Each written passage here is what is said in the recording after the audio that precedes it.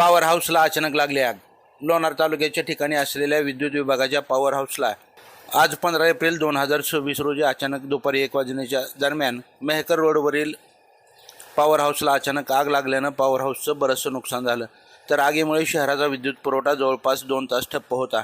आग लागल्याने कर्मचारी व अधिकाऱ्यांची एकच धावपळ उडाली, परंतु वेळेस कर्मचारी व अधिकाऱ्यांनी आग आटोक्यात आणली.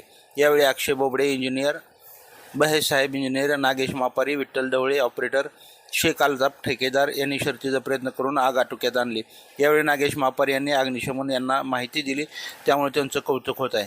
परंतु तरीही पॉवर हाऊसचं नुकसान झालं. यामध्ये अधिकारी दोषी असून ज्यावेळेस पावसाळा संपल्यानंतर पॉवर हाऊसची देखभाल करण्यासाठी पॉवर हाऊसमध्ये असलेले गवत काढले जाते, परंतु अधिकारी गवत न काढता फक्त याचे बिल काढतात व पॉवर हाऊसची देखभाल झाल्याचे दाखवित आहेत.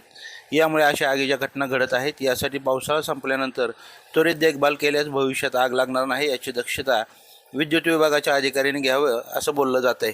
लाईव्ह महाराष्ट्र झोन न्यूजसाठी लोणार तालुका प्रतिनिधी शिलवंत इंगळे. ताज्या अपडेट्ससाठी लाईव्ह महाराष्ट्र झोन न्यूजच्या यूट्यूब चॅनलला सबस्क्राईब करा, तसेच बेल आयकॉनवरती क्लिक करा.